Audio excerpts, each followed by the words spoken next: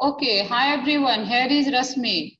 हम लोग आज डिस्कस करेंगे, आपका ये पहला लेक्चर है डाटाबेस डाटा स्ट्रक्चर का, है ना। डाटा स्ट्रक्चर काफी अपने आप में बहुत ही इम्पोर्टेंट टॉपिक है आपका, और hopefully we will enjoy this topic very much. तो इस टॉपिक का जो नाम रखा गया है, total data structure and algorithm, right. तो आज हम लोग डिस्कस करेंगे व्हाट इज एल्गोरिदम। ओके, तो एल्गोरिदम क्या होता है इसके बारे में हम लोग आज डिस्कस करेंगे। तो हालांकि ये आपके लिए बिल्कुल नया शब्द नहीं है, लेकिन फिर भी हमने सोचा कि चूंकि इसी पर पूरा क्लास चलना है, पूरे सिलेबस इसी के इर्द गिर्द चलेगा। प्रोग्राम और एल्गोरिदम में काफी कुछ डिफरेंस है, राइट, और दोनों एक दूसरे से रिलेटेड है, तो we should not confuse with algorithm, that is why I am taking this class, right. तो सबसे पहले आप समझिए एल्गोरिदम क्या है।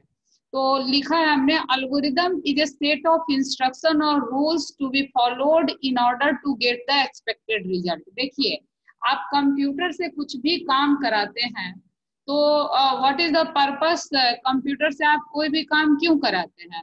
सो दैट कि आपको कुछ आउटपुट मिल सके, है ना। तो for getting some output, right, for that only you always use computer program, ठीक है ना। तो उसी आउटपुट को यहाँ एक्सपेक्टेड रिजल्ट लिखा गया है कि ये जो रिजल्ट है वो आप किस लिए, एक्सपेक्टेड रिजल्ट के लिए ही आप इंस्ट्रक्शन लिखेंगे या रूल्स लिखेंगे। तो आपको ये समझ में आया कि एल्गोरिदम क्या है। तो आप बोलोगे कि algorithm is a set of rules और set of instruction for getting some expected result, right, for getting some expected result.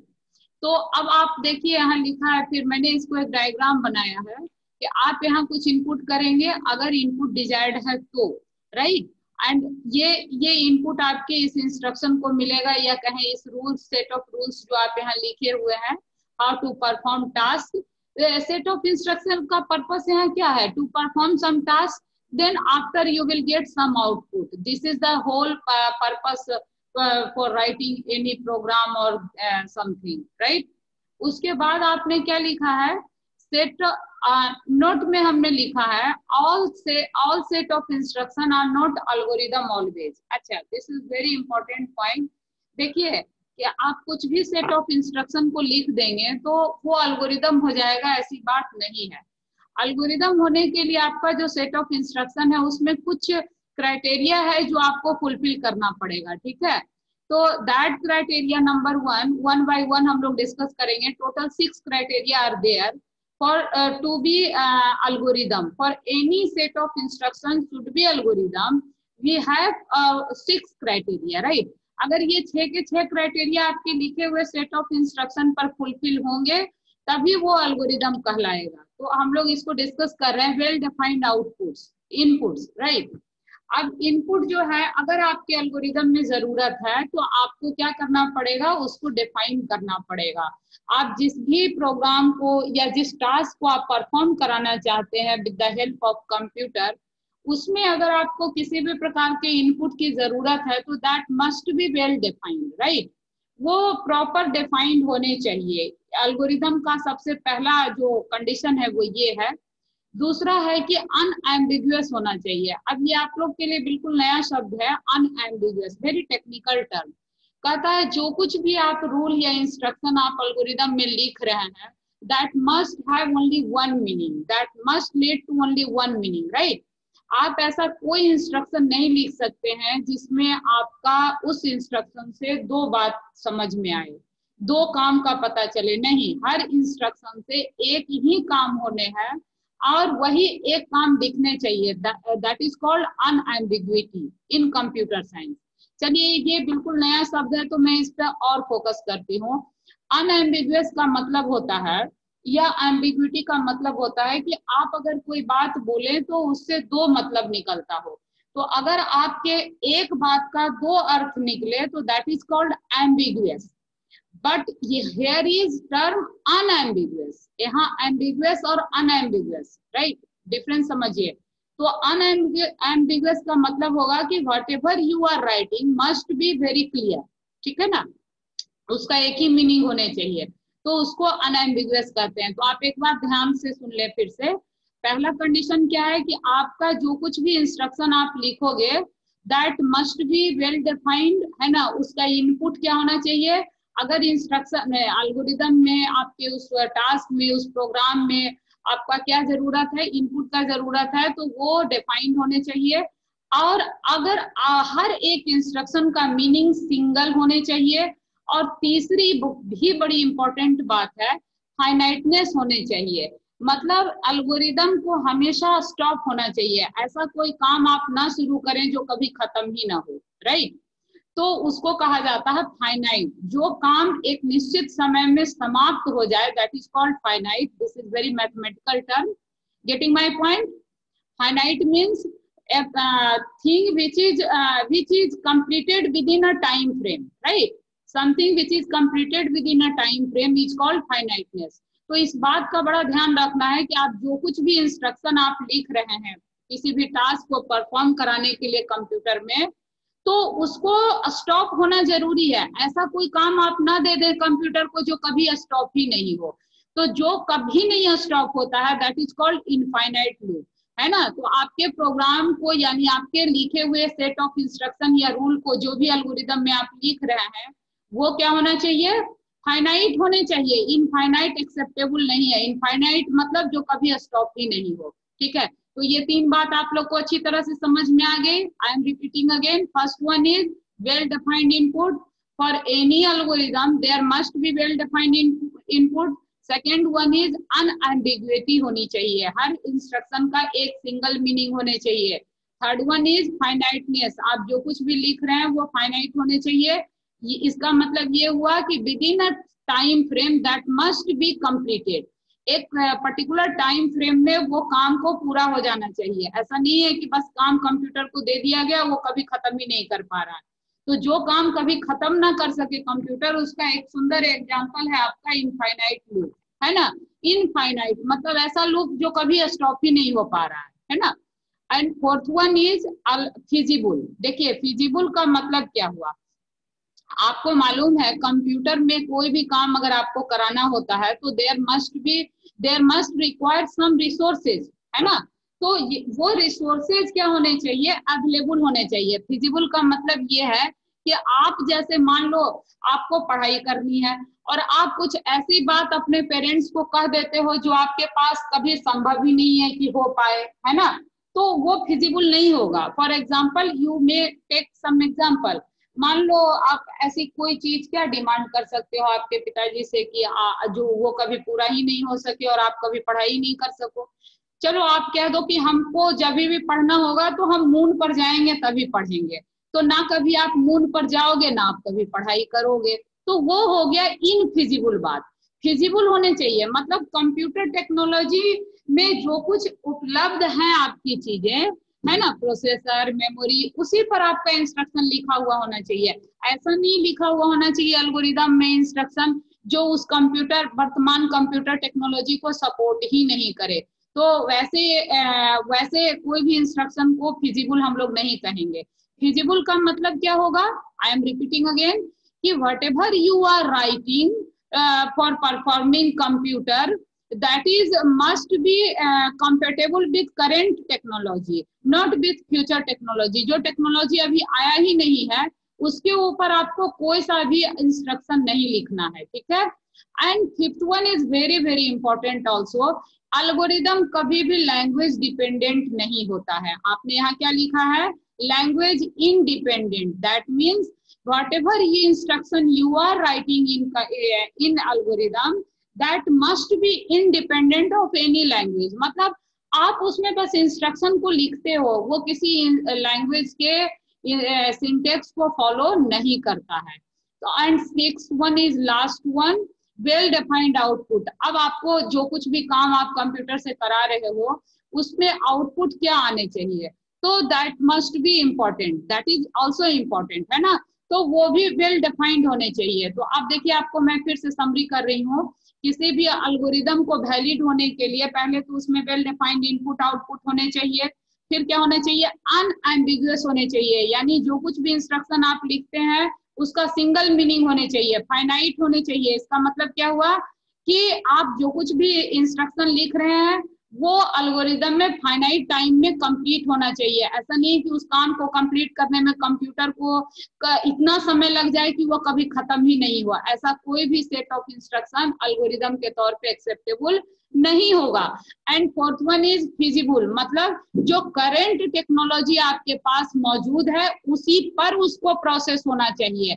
ऐसा कोई भी इंस्ट्रक्शन आप ना लिख दें जो फ्यूचर टेक्नोलॉजी पर डिपेंड करता है, तो उस एल्गोरिदम उस सेट ऑफ इंस्ट्रक्शन को एल्गोरिदम नहीं माना जाएगा। And fifth one is language independent and six one is well defined output. समझ गए आप लोग? तो ये 6 क्राइटेरिया है जो आपके एल्गोरिदम को, सेट ऑफ इंस्ट्रक्शन को एल्गोरिदम कहलाता है। ठीक है ना? अब इसी चीज को आप डायग्राम के द्वारा दिखा सकते हैं। ठीक है, देखिए एल्गोरिदम की कैरेक्टरिस्टिक क्या क्या है। तो भाई इसमें वेल डिफाइंड इनपुट होने चाहिए, इसमें वेल डिफाइंड आउटपुट्स होने चाहिए, इसमें अनएम्बिग्युइटी होनी चाहिए, इसमें इसको लैंग्वेज इंडिपेंडेंट होने चाहिए। And last one and next one is, इसको क्या होने चाहिए आपका, देखिए ये फाइनाइट होना चाहिए, मतलब ये with in fix time frame में इसको खत्म हो जाना चाहिए। एंड फिजिबल होने चाहिए, यानी कि जो टेक्नोलॉजी मेरे पास मौजूद है उसी पर इसको एग्जीक्यूट होना चाहिए। तो ये सब आपके क्या है, कैरेक्टरिस्टिक्स है एल्गोरिदम का। अगर ये 6 क्राइटेरिया आपके लिखे हुए इंस्ट्रक्शन पर फुलफिल होता है तो आप उस इंस्ट्रक्शन को एल्गोरिदम कहेंगे। अच्छा, एक बात मैं आगे बढ़ने से पहले आप लोग को कहना चाहूंगी, बहुत सारे बच्चों को बहुत उलझन रहता है कि we have to write program और एल्गोरिदम। तो आपका आंसर होगा, इस सब्जेक्ट में जो आप पढ़ने वाले हैं इस 3rd सेमेस्टर में, data structure and algorithm, you should not be worried for program in theory exam, right. Theory exam में आप जो भी पढ़ोगे उसमें आपको सिर्फ उसका एल्गोरिदम लिखना पड़ेगा, और जो लैब का काम होगा उसमें उस एल्गोरिदम को किसी पर्टिकुलर लैंग्वेज के सिंटैक्स में लिख करके आप उसको एग्जीक्यूट करेंगे। तो होपफुली मैं समझती हूँ कि आप बच्चों को एल्गोरिदम और प्रोग्राम में डिफरेंस समझ में आ गया। देखिए प्रोग्राम, कोई भी एल्गोरिदम को प्रोग्राम होने में ये सारी बातें लागू होंगी, सिर्फ लैंग्वेज इंडिपेंडेंट को छोड़ करके। जो आपका एल्गोरिदम है वो प्रोग्राम कब कहलाएगा, जब वो भी वेल डिफाइंड इनपुट हो, आउटपुट हो, अनएम्बिगुअस हो, फाइनाइटनेस प्रॉपर्टी को सपोर्ट करता हो और फिजिबल भी हो, but that will depend on some language. तो ये एल्गोरिदम क्या बन जाएगा, प्रोग्राम बन जाएगा। समझ रहे हैं ना? बस ये प्रॉपर्टी प्रोग्राम फुलफिल नहीं करता है, बाकी ये 5 के 5 पूरे कैरेक्टरिस्टिक दोनों में कॉमन है।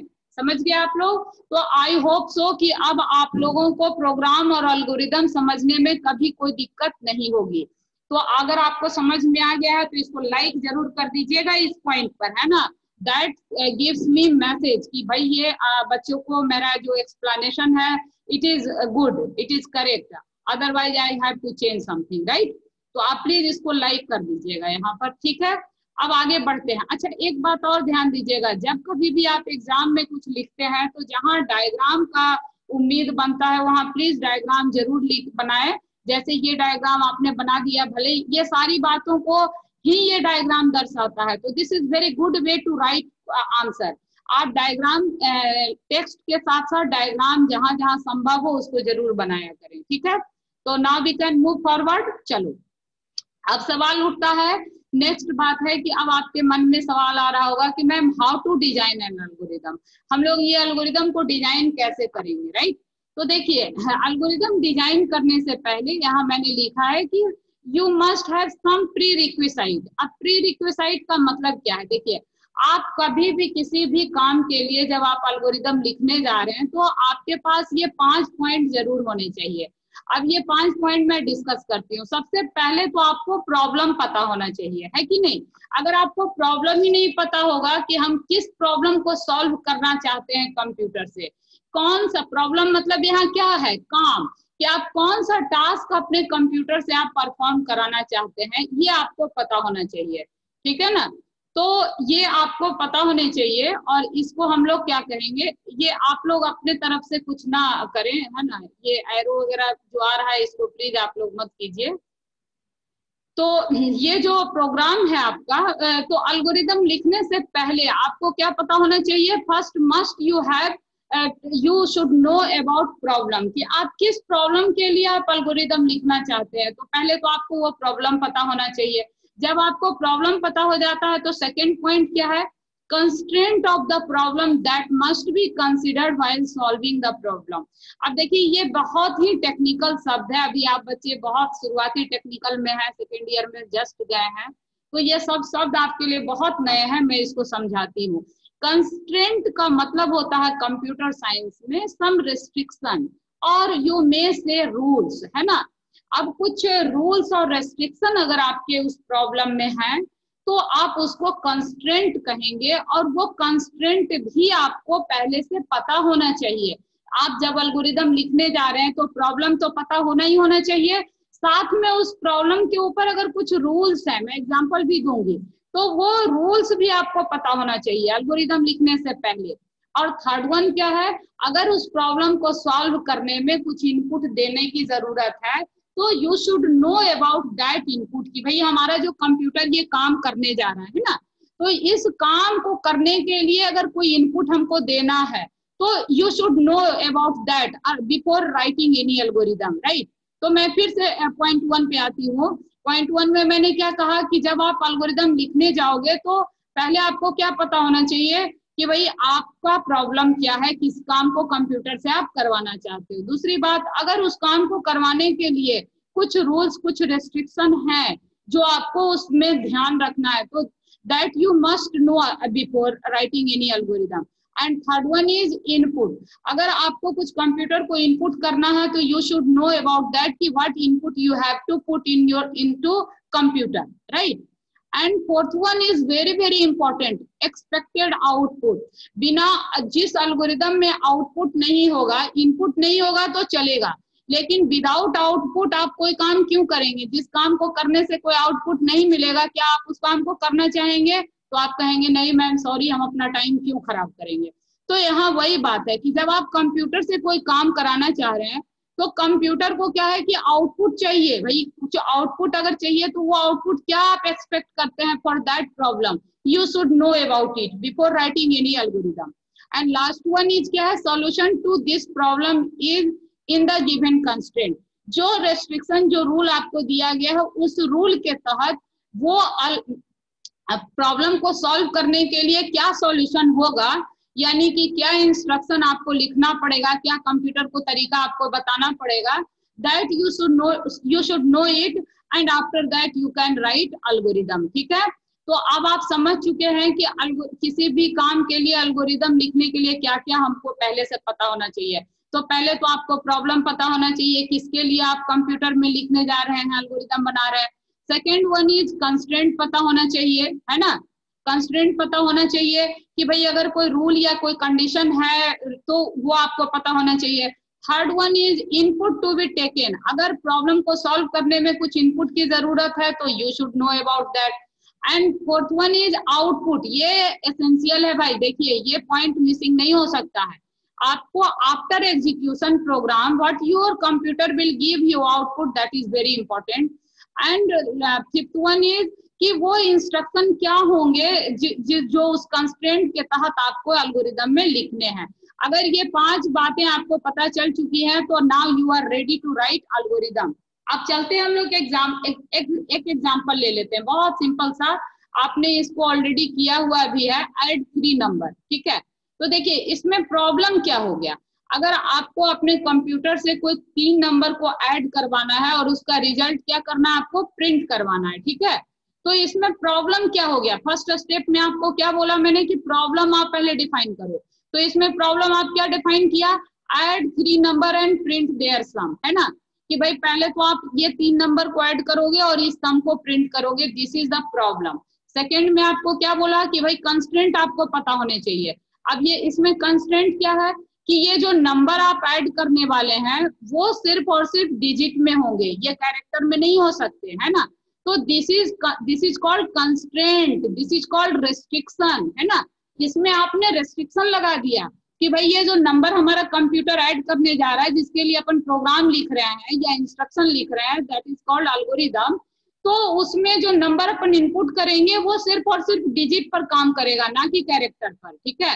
एंड थर्ड वन जी, थर्ड वन में क्या आपको बोला गया था कि भाई अगर कोई इनपुट की जरूरत है तो आप उसको लिखिए, तो आपको पता होना चाहिए। तो देखिए भाई इस काम को करने के लिए आपको कंप्यूटर में क्या देना पड़ेगा, ये 3 इनपुट देना पड़ेगा जिसको कि ऐड करना है। टू बी एडेड मतलब विच हैव टू ऐड, है ना, कंप्यूटर जिसको ऐड करेगा।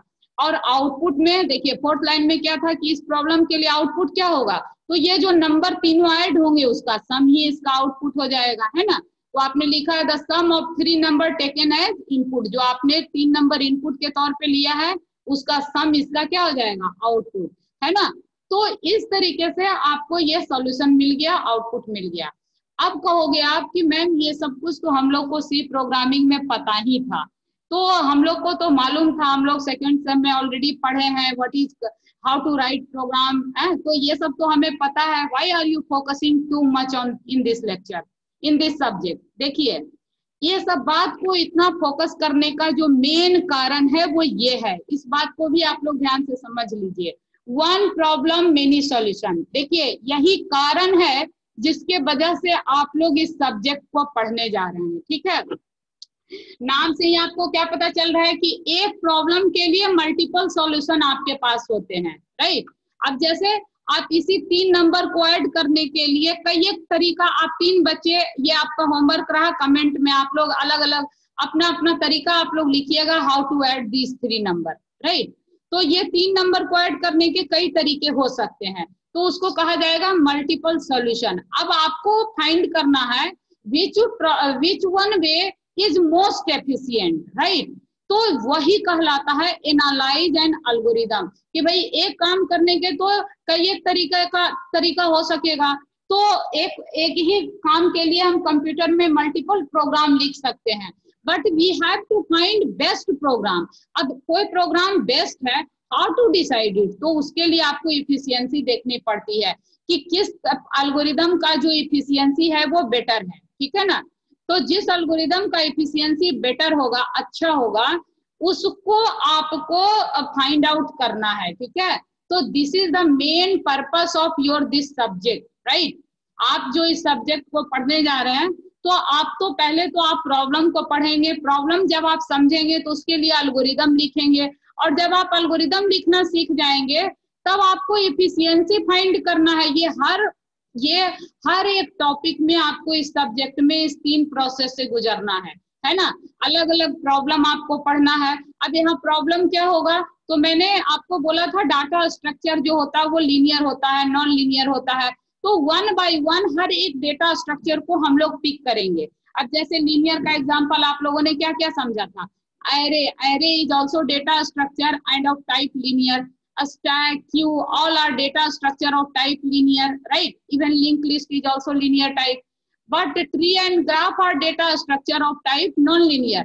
तो हम लोग का काम क्या होगा, चाहे वो लीनियर हो या नॉन लीनियर हो, आपको इस पूरे सब्जेक्ट में हर एक डेटा स्ट्रक्चर को पिक करना है, वही उसका प्रॉब्लम हो जाएगा, और उसके करस्पॉन्डिंग हम लोग जो डेटा स्ट्रक्चर के ऊपर ऑपरेशन परफॉर्म करना है, for example insertion, deletion, updation, searching, तो ये सब आपका ऑपरेशन हो जाएगा।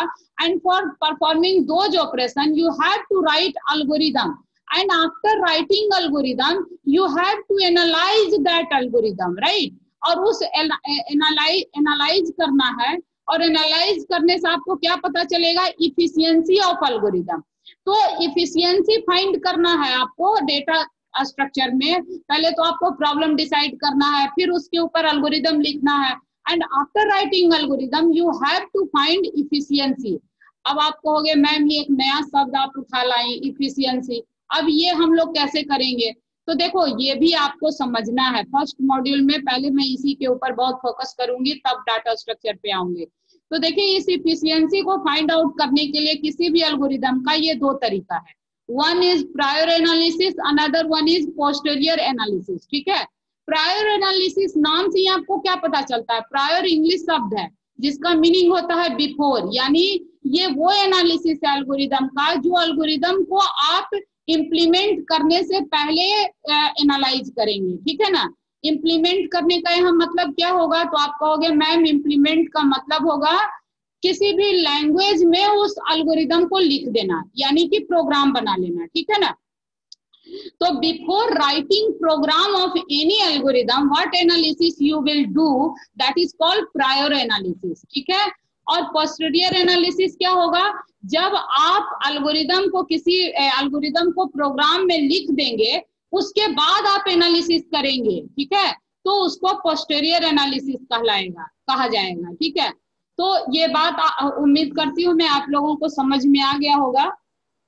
तो इसको अब कैसे करना है प्रायर एनालिसिस, कैसे करना है पोस्टीरियर एनालिसिस, ये सब अपन अगले क्लास में एक एक करके एग्जाम्पल के साथ हम लोग डिस्कस करेंगे, ठीक है।